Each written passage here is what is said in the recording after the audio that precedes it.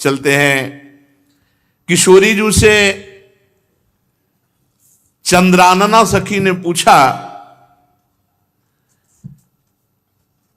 हे प्रियाजू, हे राधे, परम सौभाग्यदायक महान पुण्यजनक श्री कृष्ण की प्राप्ति कैसे होती है? प्रियाजू से पूछा। प्रियाजू ने कहा, बहुत जल्दी श्री कृष्ण की प्राप्ति कराने में समर्थ है श्री तुलसी महारानी जी। प्रियाजू का वो बताया हुआ उपाय श्री वृंदा सखी, ये वृंदावन की अधिष्ठात्री देवी हैं। ये वृंदावन की पूरी व्यवस्था को देखती हैं। प्यारी जो प्यारे जो के नित्य केली की व्यवस्था करती हैं और इनकी कृपा के बिना कोई वृंदावन में प्रवेश नहीं कर सकता। ये हमारी प्यारी जो की प्रिय सखी वृंदा सखी श्री तुलसी महारानी जी। चंद्रानना सखी ने कहा कि परम सौभाग्यदम राधे महापुण्यम वरप्रदम श्री कृष्ण श्यापि लभ्यर्थम, तो उनका तुलसी सेवनम मतम। मेरे मत में यदि तुलसी जी की सेवा की जाए, तुलसी जी का यदि स्पर्श हो जाता है, तुलसी जी का नाम कीर्तन किया जाता है, तुलसी जी को प्रणाम किया जाता है, तुलसी जी का वृक्ष लगाया जाता है, तुलसी जी को जल अर्पित किया जाता है और तुलसी दल से नित्य भगवत सेवा की जाए, तो बहुत जल्दी श्री कृष्ण प्रसन्न हो जाते हैं। प्रतिदिन जो तुलसी जी की भक्ति करता है, तुलसी का पौधा रोप करके तुलसी जी का सिंचन करना, तुलसी जी को तिलक लगाना, तुलसी जी को माला पहनाना, तुलसी जी की परिक्रमा करना, तुलसी जी को प्रणाम करना, वो कोटि सहस्त्र युगों तक ऐसा महान सुकृत होता है कि भगवान श्री कृष्ण के नित्य समीप रहता है जो तुलसी जी की सेवा करता है। जब तक मनुष्य की लगाई हुई तुलसी की शाखा प्रशाखा बीज पुष्प सुंदर दल से तुलसी जी सुशोभित होती है, तब तक हजारों कल्पों में श्री हरिधाम में रहते हुए उसका कभी पुण्य नष्ट नहीं होता। जैसे एक दिन 1000 कल्प, 2 दिन 2000 कल्प वो भगवान के नित्य धाम में महान सुकृत के बल से भगवत धाम में रहेगा, जो तुलसी जी का पक्का मान लीजिए। जब स्वयं में से तो तुलसी जी रोपण करके तुलसी जी का एक वन लगाया था और रोज नवीन नवीन मंजरी तुलसी दल लेकर प्रभु के चरणों में, कहीं न कहीं तुलसी जी की कृपा हुई। वृंदावन, ये वृंदा अधिष्ठात्री देवी वृंदावन की है, इनकी कृपा के बिना। हे चंद्रानने, संपूर्ण पत्रों और पुष्पों को जो उतार करके सम्मान पूर्वक पहले प्रार्थना करनी चाहिए। हे वृंदा देवी, हे तुलसी जी, भगवान श्री हरि की पूजा के लिए या प्रियाजू की पूजा के लिए हम आपके कुछ मंजरी कुछ दल लेकर के सेवा करना चाहते, आप कृपा करके मुझे दीजिए, और फिर उतार लें। ऐसे नोचना नहीं, बहुत सम्मान से बहुत प्यार से, तो तुलसी जी प्रसन्न होते हैं। जो मनुष्य तुलसी दल से श्री हरि की पूजा करता है, कोई भी पाप उसका स्पर्श नहीं कर सकता। पूर्व में किया हुआ कोई भी पाप उसको दंड नहीं मिलेगा, जो तुलसी जी की आराधना नित्य करता है। अब इतना जल भी ना चढ़ा दे, मार पुण्य हो जाए और तुलसी जी अंतर ध्यान। अनुकूल जल, जैसे मान लो गमले पे हैं तो इतना बड़ा तांबे का रोज उससे चढ़ा, अब भर के लोटा चढ़ा दोगे 2-4 दिन में अंतर ध्यान हो जाएंगे तुलसी जी। बहुत विवेक से जरूरत है, मतलब भारी पुण्य होगा। अब इतना बड़ा लोटा रोज जल चढ़ाओगे तो 2-4 दिन में पीली होके अंतर ध्यान हो जाएंगे। भाई इतना जल, अनुकूल जल चाहिए। एक तांबे का छोटा सा लिया, ऐसे रोज डालो, उसमें कोई फर्क नहीं, और गमला उठाकर धूप में विराजमान करो। सेवा का मतलब क्या है? जो तुलसी जी को जल अर्पित करके तुलसी जी की सेवा करता है, हरि चिंतन करता, कभी कोई पाप उसका स्पर्श नहीं कर सकता। 100 भार सोना, 400 भार चांदी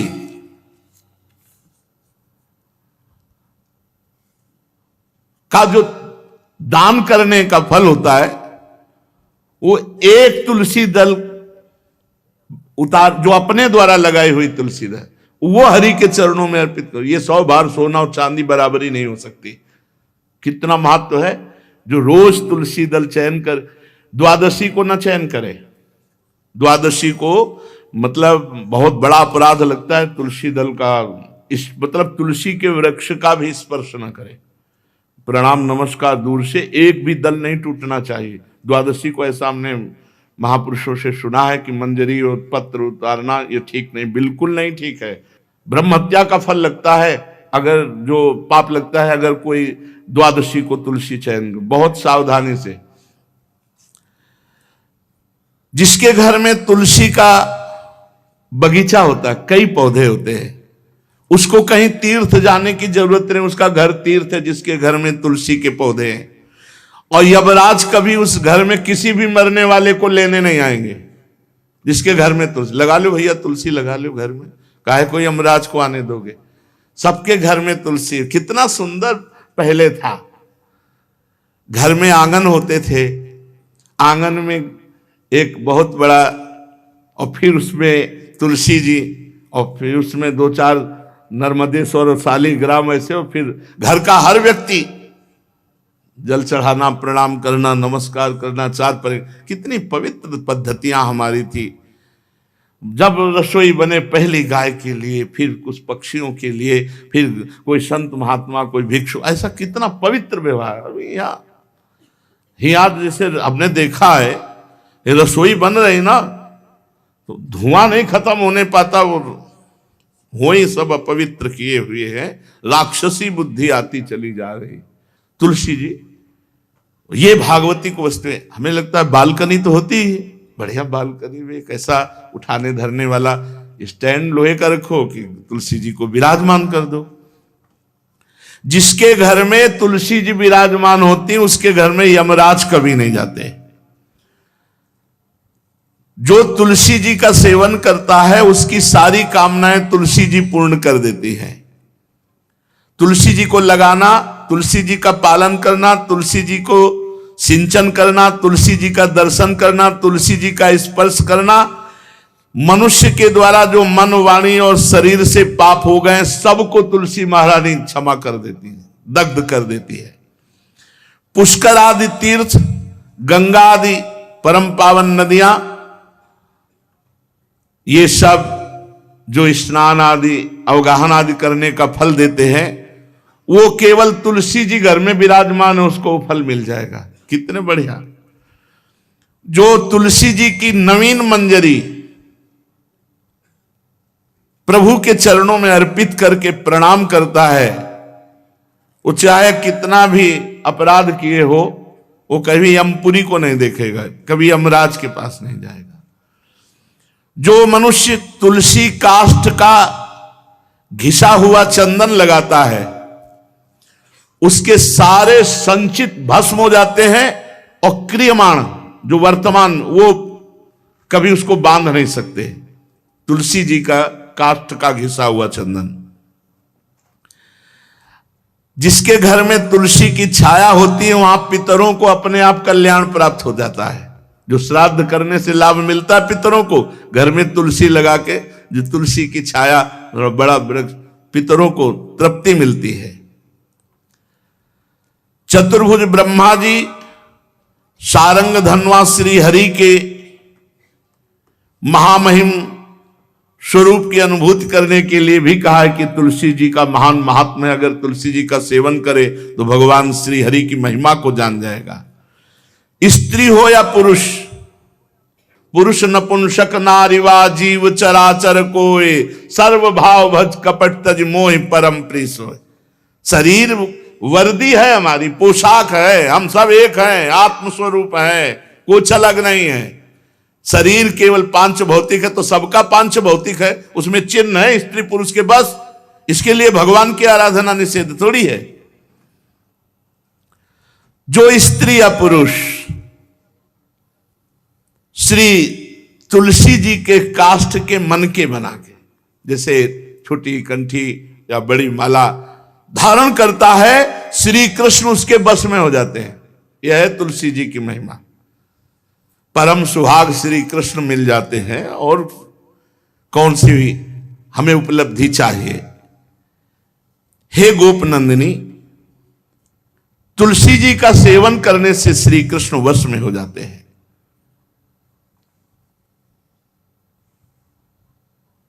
जो तुलसी की माला से नाम जप करता है, काउंटर वाली बात तो स्मृति के लिए भाई है, हम निषेध नहीं करते, नहीं बहुतों के भजन बंद हो जाएंगे, पर हम इतनी महिमा जरूर बता देते हैं कि तुलसी माला से जो नाम जप किया जाता है उससे आध्यात्मिक सिद्धि बहुत जल्दी होती है। गुरुदेव भगवान कहते जो अंगुलियों से रगड़ होती है मन का से, उसमें आध्यात्मिक ऊर्जा शक्ति तुलसी माला से। प्लास्टिक पर भाई करो, निषेध नहीं कह रहे, बंद हो जाएगा वो भी राधा राधा कहना, वो हमें बंद नहीं करना। हम कह रहे तुम जैसे बने वैसे करो, लेकिन माला का बहुत बड़ा प्रभाव है। तुलसी परम पवित्र भगवान श्री हरि की प्रिया, और उनके काष्ठ को जब हम ऐसे ऐसे नाम के साथ, तो विशेष ऊर्जा शक्ति, आध्यात्मिक शक्ति हम में जागृत होती है। हो सके जिनको ऐसा बन सके तो छोटी एक वो आती है सुमिरनी, उसको रख लो, अपनी जेब में रख लो, उससे करो। और नहीं है तो भैया तुम इसी से करो, नाम जप करो। भाव को भाव न खालसो, नाम जपत मंगल दिस दसो। सुंदर सुंदर तुलसी जी के वृक्षों के समीप बैठ करके जो अनुष्ठान किया जाए वो बहुत लाभदायक। श्रीमद् भागवत का, गोपाल सहस्त्र नाम का कोई भी पाठ तुलसी जी के समीप विराजमान करके किया जाए। आचार्य को बुला करके तुलसी पूजन करना चाहिए। विविध प्रकार के अनुष्ठान, अरे तभी तो सब मंगल होता है। पहले था, हमने देखा है, 4 बजे माताजी दरवाजे के सामने लीपती, रोज का काम। जो पुराने घरों में देहरी के आगे आके 4 बजे लीप करके वहां अपना चौक पूर के दीपक जला, मतलब क्या पवित्रताएं थी, क्या मंगल था।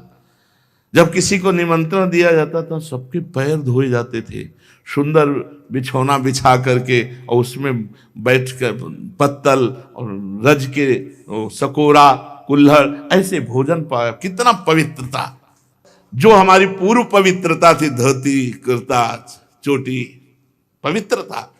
मान लो अगर बाहर जा रहे तो पैजामा कुर्ता, ऐसे बहुत पवित्र पोशाकें थी, पवित्र आचरण थे, पवित्र खान पान था। घर में जाओ तो एक पवित्रता, एक किसी भी घर में ऐसा नहीं था कि देव मूर्ति ना विराजमान हो, किसी भी घर में ऐसा नहीं था तुलसी जी विराजमान न हो। 1-2 गाय जरूर होती थी, पवित्रता। अब तो बड़ा विचित्र, ये भारतीय गौएं जो श्वेत रंग की, जो अरुण रंग की, जो सींग वाली हैं, वो उनका आप दुग्ध देखिए, दूह कर रख दीजिए, स्वर्णिम कांति छाई मिलेगी। ये हमारी भारतीय पद्धति, ये हविष्यान्न, इससे देवताओं का, भगवान का, सबका अभिषेक पूजन होता है। शुद्ध गाय जो हमारी भारतीय है, तीला है उसके जैसे निकला हुआ, वो भगवान ने सेवा की है। हमारे गोविंद भगवान का नाम ही गोविंद, गौओं के इंद्र। भगवान सुबह से निकल जाते थे, शाम तक गौओं को चराते थे। बड़ा तो किशोरी जी ने श्री तुलसी जी के पूजन की बात, भगवान गोपियों से वादा किए थे कि अब तुम्हें अगली पूर्णिमा को रास, अब रास बिना रासेश्वरी के नहीं हो सकता। लिखा हो चाहे ना लिखा हो, कोई भी विद्वान, कोई भी प्रवक्ता इस बात को बतावे, कहते हैं भागवत में राधा नाम नहीं लिखा है, भागवत राधामय ही है। सांद्रानंद घन प्रेम मूर्ति किशोरी, बिना लाडली जू के कोई रास बता दे कहीं भी, कभी भी, कैसा भी। महारानी जू के बिना रासेश्वरी के रास हो ही नहीं सकता, लिखा हो चाहे ना लिखा हो। क्यों नहीं लिखा? याते श्री सुख प्रगट कियो नहीं। जहां बोले राधा तो समाधि लग जाती हो, यहां 7 दिन में तक्षक काटना है। श्री सुखदेव जी ने महारानी जी का नाम, हरिराम व्यास जी कह रहे, याते श्री सुख प्रगट कियो नहीं, जान सार को सार परम धन राधा नाम आधार। वैसे तो रोज संकेत वन में पीछे हमने चर्चा की थी, प्रेम सरोवर में प्रियालाल मिलते थे नंदगांव बरसा में। आज लालू ने एक नई लीला रची, गोप देवी लीला है। श्री लालजू महाराज प्रियाजू को रास के लिए उन्होंने सोचा एक बार छलिया रूप रख करके महल में प्रवेश करते हैं, देखते हैं लाडली जू पहचानती है कि नहीं, और कितना प्यार लाडली जू करती है। महाराज तो जो रूप धारण करें तो सभी सुंदर हैं, तो सुंदरता के समुद्र हैं। जब नकबेसर धारण करते ना, अंजन और घूंघट नीलांबर का, महाराज हृदय चूर चूर हो जाए, ऐसे सुंदर है। गोरी किशोरी भी चकोरी है जिनकी, नीलांबर धारण करके, और जिस समय लाली लगा के महाराज अपने राधा पी जी को कभी कभी जब आते हैं तो देखो ऐसा लगता है यार बलिहार है महाराज, जो रूप धारण करते हो सीधे हृदय पर प्रहार करते हो। प्रभु ने गोप देवी का रूप धारण किया, गोपांगना का। श्री चरणों में नूपुरों की झनकार, कटी में करधनी जिसमें क्षुद्र घंटिका लगी हुई हैं। अद्भुतम गोपिका रूपम चलत झंकार नूपुरम, किंकिणी घंटिका शब्द मंगुलीयक भूषितम। बड़ी दिव्य अंगूठियां धारण किए हुए अंगुलियों पे, कमर में करधनी जो रुंझुन रुंझुन, श्री चरणों में नूपुर, और रत्न कंकण केयूर मुक्ताहार विराजितम। कलाइयों में रत्न जटित कंगन, बीच बीच में चूड़ियां कंगन ऐसे, बाजूबंद, कंठा, मोतियों के हार और शीश फूल, केशपास, वेणी रचना, नासिका में मोती की बुलाक, बेशर और अलकावली, घुंघराली अलकावली, श्याम वर्ण के केश।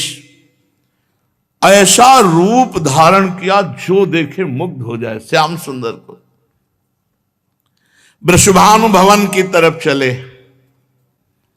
खाई और परकोटों से युक्त वृषभानु भवन 4 दरवाजों से सुशोभित, प्रत्येक द्वार पर काजल के समान वर्ण वाले गजराज झूम रहे। राजभवन की बड़ी मनोहरता है।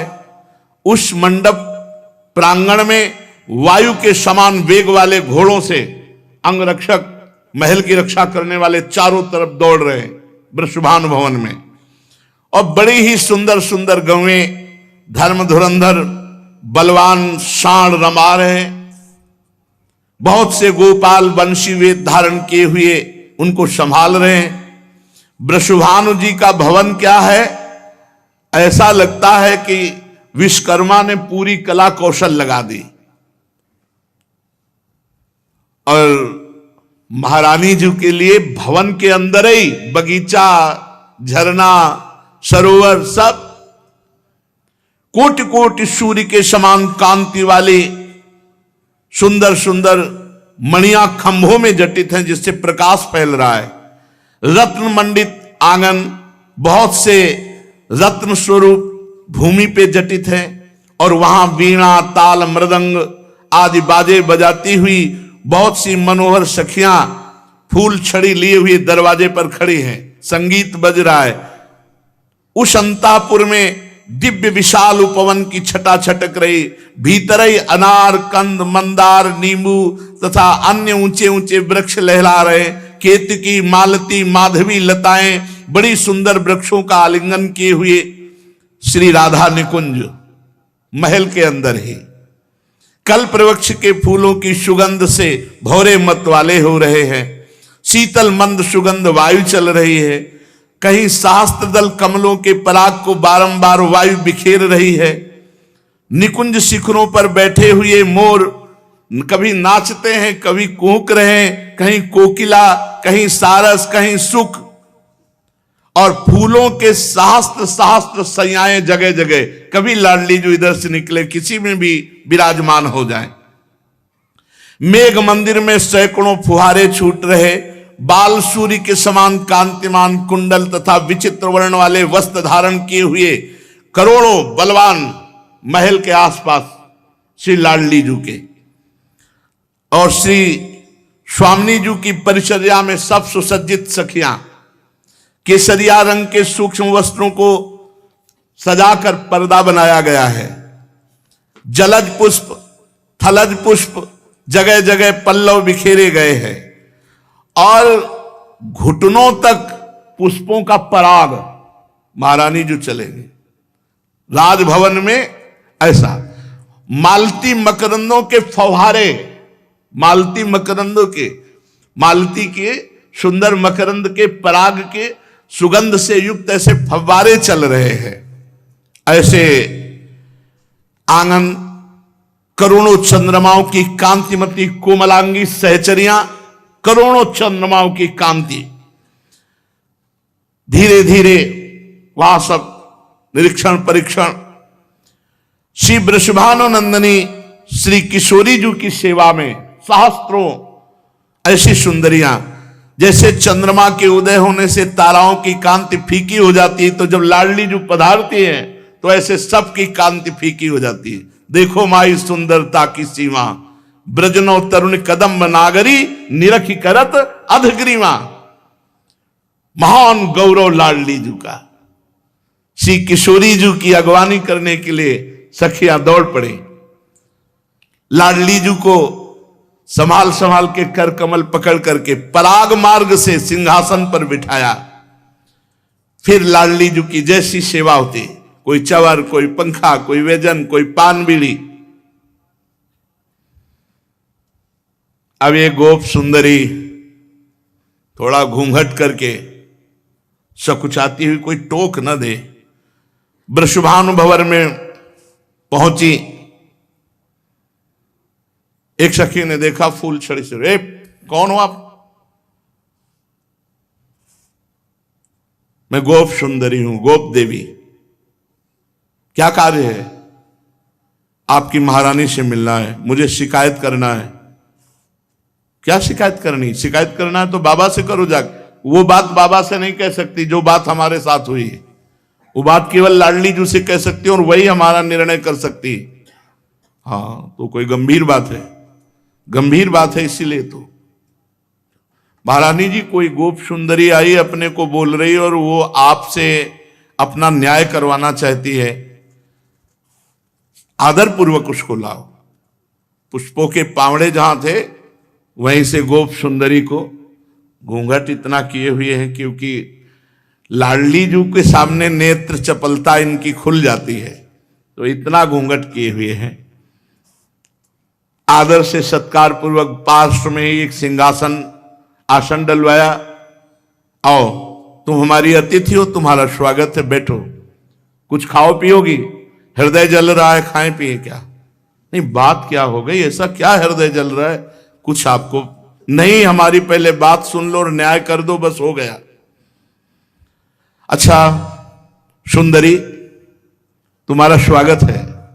स्वागतम ते सखि शुभे नामधेयम बदासु में, भूरि भाग्यम ममई वाद्य भवत्यागतया स्वतः।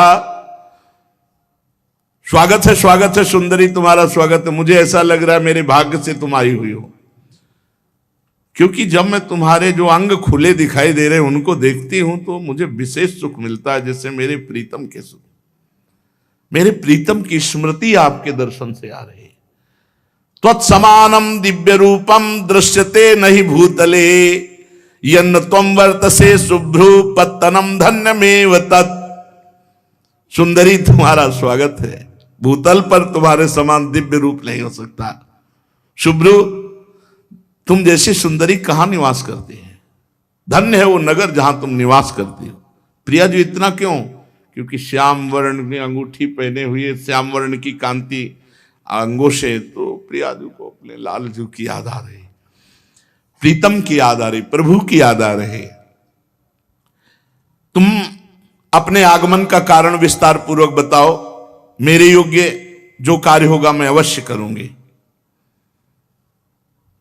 तुम्हारी चाल ढाल बहुत सुंदर लगती है। प्रियाजू ने आते देखा था, तुम्हारी चाल ढाल बहुत सुंदर लगती है। हे वृषभानुनंदिनी शुभ्रे, मैं तुम्हें कैसे बताऊं? शायद तुम बर्दाश्त नहीं कर पाओगे। नहीं बोलो ना, क्या बात है? पूछा मेरा नगर कौन सा है तो सुन लो। मैं गोकुल में जो नंदगांव पास में है, नंद भवन में उत्तर दिशा में मेरा निवास है। मैं गोप देवी कहलाती हूं। मैंने ललिता जी के मुख से तुम्हारी महिमा सुनी है कि तुम न्याय ठीक करती हो, बड़ी करुणामयी हो। आपकी रूप माधुरी, गुण माधुरी, चंचल लोचने, प्रधान उद्देश्य तो तुम्हारा दर्शन है। और दूसरी बात, एक शिकायत करनी है, न्याय लेना है हमें।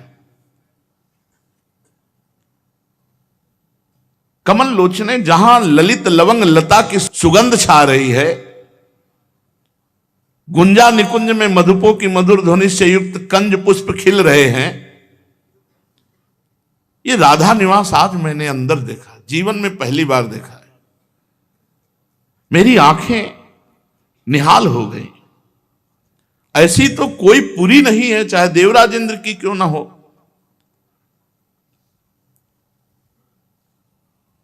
अब वो वार्ता करे,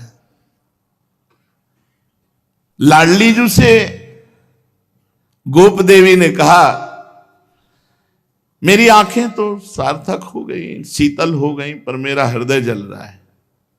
क्या? ये जो नंद गांव में एक श्याम सुंदर है, आपने सुना होगा। श्री जी सावधान हुई, रोज हमको परेशान करते हैं, रोज परेशान। मैं नहीं चाहती, मैं तो उनको देखना भी नहीं चाहती, बोलना भी नहीं चाहती, लेकिन वो रोज हमारी तरफ देखते हैं, बोलते हैं और हमको तंग करते हैं। अब तुम ही बताओ, किसी भले घर की, लालजू के भले घर की किसी को ऐसे, अब ये बात तो बाबा से नहीं कह सकती ना।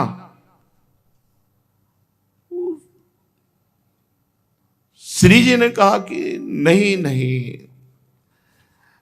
ऐसा नहीं है, आप जैसा कह रहे हो वैसा नहीं है। मैं दुखिनी हूं और लालजू महाराज जो है ना, वो दुख को प्रकट करने लगे। देखो गोप देवी, तुम खिन्न ना हो, मैं तुम्हें ठेस नहीं पहुंचा रही हूं। कल्याणी, तुम फिर से अपनी बात बताओ। हमें लगता है कि तुम्हें और जगह दुख पहुंचा होगा, नंद नंदन से नहीं। तुम अपने दुख का कारण बताओ। एक बात सच्ची समझ लो, श्री कृष्ण और श्री कृष्ण भक्त, इन दो के सिवा अगर किसी ने तुम्हें दुखी किया है तो मैं दंड दे सकती हूं, पर ऐसा श्री कृष्ण के द्वारा आपको। देखो, अगर तुम बनावटी बात कह रहे हो तो तुम्हें जो हाथी घोड़ा रथ सोना रत्न चाहिए सब ले जाओ। सही बात बताओ, निश्चल भाव से, जैसे मैंने तुम्हें अपना मित्र माना, वैसे ही तुम मित्रता का बर्ताव करके बताओ।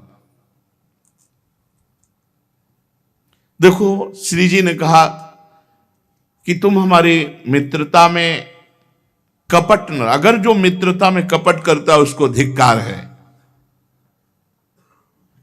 गोप देवी ने कहा, राधे, बरसाना गिरी की घाटियों में मनोहर सांकली गली है। खुली बात तुम्हें बताया, अभी तक तो हम गुप्त बता रही थी। मैं दही बेचने जा रही थी, इतने में नंद का आ गया। नौ तरुण तो है ही है, और आप तो जानती सुंदर भी है। तो आप ही है कि मैं सुंदर हूं के लिए श्री जी ऐसे करे? आप जानते हो सुंदर भी है। उसने रोक लिया मुझे और घूंघट करके जैसे लीला पूर्वक। अरे मैं तो शर्मा गई। उसके हाथ में बंसी थी, बेत थी। उस रसिक शेखर लंपट को लज्जा की तो तिलांजलि ही दे दी। मेरा हाथ पकड़ लिया और जोर जोर से हाथ मरोड़ने लगा और कहने लगा, सुंदरी, मैं इस कर लेने वाला हूं इस बीथी का, गली का। मैंने कहा, अरे गोरस लंपट, मैं कदापि कर नहीं दूंगी। बस इतना कहना था कि उसने सिर पर से जबरदस्ती दही का माट उतार डाला, फोड़ डाला, और मेरा पुराने जमाने का वो माट था, और दही पी लिया। फिर जो बात हम आपको बताएं, उसने मेरी ऊपर से चुनरिया खींच ली। अब मैं लाज की मारी कुछ कही नहीं। वो तुमसे दिल की बात बताने आई हूं कि वो कैसे है, उसे बताओ ना। ये नंद का है तो ग्वाला ही। श्री जी एकदम सहम गए। प्रीतम के लिए ऐसा, और कोई खास धनवान नहीं है, न सुशील है, न स्वरूप है, अपने को बड़ा सुंदर समझता है। ऐसे पुरुष से कहीं प्रेम किया जाता है? किशोरी जी से आप थोड़ा सहयोग कीजिए। श्री जी से कहा, आप थोड़ा सहयोग कीजिए, ये ठीक रहेगा नहीं। जब ऐसे वचन बोले तो लाडली जी को बड़ा विस्मय हुआ और कहा, सखी, जिनकी प्राप्ति के लिए ब्रह्मा शिव आदि बड़े बड़े देवता उत्कृष्ट योग रीति से नाना प्रकार का तप करते हैं, दत्तात्रेय, सुखदेव, कपिल, आसुरी, अंगिरा, ये बड़े बड़े जिनके चरणारविंद के मकरंद रस का पान करने के लोलुप हैं, तम कृष्णमादि पुरुषम परिपूर्ण देवम लीला अवतार मजता मार्ति हरम जनानाम। तुम ऐसे अजन्मा परिपूर्ण परम देव, लीला अवतार, सर्वजन दुखारी, भूतल भार हरणकारी, संत पुरुषों के एकमात्र आराध्य देव, तुमने श्री कृष्ण की निंदा हमारे सामने कैसे कर दी? श्री जी ने कहा, तुमने श्री कृष्ण की निंदा कैसे कर दी? तुम कहती हो ग्वाले हैं। अरे ब्रह्मादि जिनकी चरण रज की वंदना करते वो ग्वाले हैं।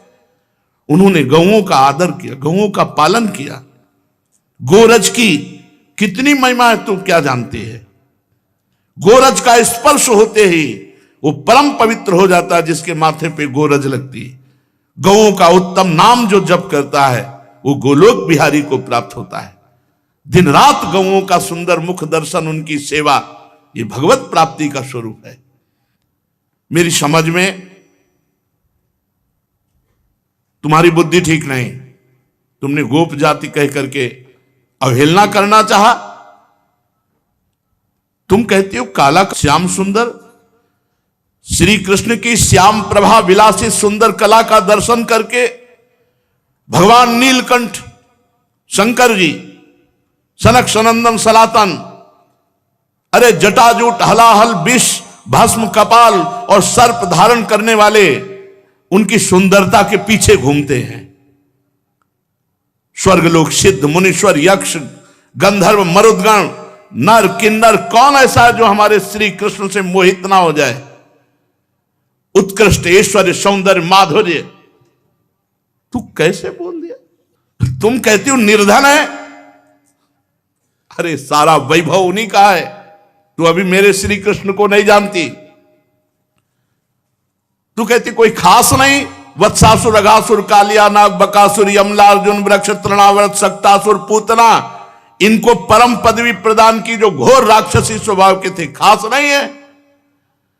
उन मुरारी के लिए तुम अपयश वाले शब्द बोले।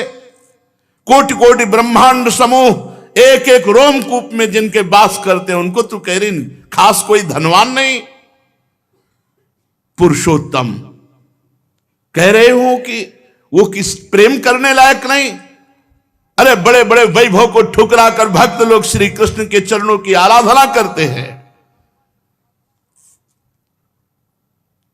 तुम भक्ति के रास्ते को नहीं जानते।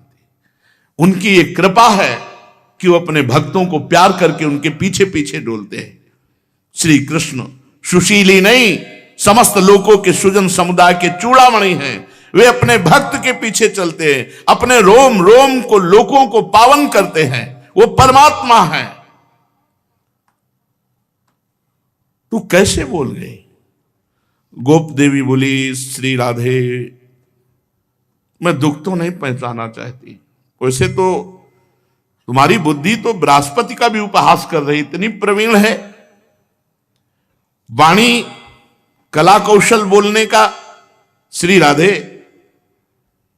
हमें लगता है तुम्हें श्री कृष्ण से प्रेम है क्या? क्योंकि तुम बात सुनते ही ऐसी, तुम्हें बहुत विश्वास है श्री कृष्ण पे, तुम्हें प्रेम है श्री कृष्ण से। श्री जी ने कहा मुझे प्रेम है श्री कृष्ण से और मुझे विश्वास है श्री कृष्ण पे। क्या तुम बुलाओगे श्री कृष्ण उपस्थित हो जाएंगे? हां, इसी क्षण। यथा गमिष्यति यदाद्य हरि परेशः किम कार्यामि भवतीम वदतरि शुभ्रो चेदागमो नहीं भवे धन मालिनः स्वम सर्वधनम च भवनम च ददामि तुभ्यम। ओहो, तू मेरी परीक्षा लेनी चाहती? सुन सखी, मेरे बुलाने से मेरे श्री कृष्ण तेरे सामने ही उपस्थित हो जाएंगे। अगर वो नावे ना मेरे स्मरण करते हुए तो ये जीवन, ये धन, सब न्यौछावर कर दूं। कितना प्रेम है श्री जी से। कह रही चेदागमो न ही भवेत धन मालिनः, तो स्वयं सर्वम धनम भवनम ददामि तुभ्यम। मैं तुम्हारी सेविका बन जाऊंगी, सब कुछ अर्पित कर दूंगी अगर मेरे बुलाने पर श्री कृष्ण न आए। अथ राधा समुत्थाय नत्वा श्री नंद नंदनम उपविश्यासने दध्यौ ध्यानस्तिमिल्लोचना। उसी समय श्री जी ने आंख मूंद लिया और प्रभु श्री कृष्ण के ध्यान में मगन हो गए। श्री कृष्ण का मन ही मन चिंतन करके उनके ध्यान में डूबी और निश्चल हो गई। वो तो सामने ही बैठे गोप देवी के रूप में। देखो अब तो मामला बढ़ गया, श्री जी तो ध्यानस्थ हो गई और श्री जी के आंखों से अश्रु प्रवाह होने लगे। उतार कर फेंक दिया सब गोप देवी का वेश, निकालते हुए वो आके बैठ गए और गंभीर वाणी में बोले, प्रियाजू, लाडलीजू, श्री राधा। श्री जी ने आंख खोल के देखा, वही मोर मुकुट, उनको क्या देर लगती है। चंद्रवदने, प्राण प्रिय, मानशीले, प्रिय राधा, देखो मैं तुम्हारे सामने आ गया हूं, आंख खोल कर देखो। हा प्रीतम, सामने देखा, मुझे विश्वास था आप चिंतन करते ही आ जाओगे। कहां गई वो गोप देवी? वो कहां गई? बहुत निंदा कर रही थी, कहां गई? प्रभु ने कहा, जेवी तुमने चिंतन किया, मैं वैसे तो बंसी बट में था, पर मैं अभी यार कम से कम सामने तो झूठ मत बोलो। वैसे तो मैं बंसी बट में था, मैं तुरंत बस आपके ध्यान के कारण ही आया। मैंने देखा एक अभी गई, कौन थी वो? कोई देवांगना थी, कोई मायाविनी थी, और मुझे लग रहा था कि कोई अच्छे विचार वाली नहीं थी। जब गोप देवी के रूप में आए तो श्याम सुंदर के लिए बोले, और जब श्याम सुंदर के लिए आए तो गोप देवी के रूप में जो गए। वैसे हम आपसे कहते हैं कि ऐसे इधर उधर की घूमने वालियों की बातों पर विश्वास नहीं करना चाहिए। श्री किशोरी जी परमानंद में मगन हो गई और लालजू से हृदय से मिले।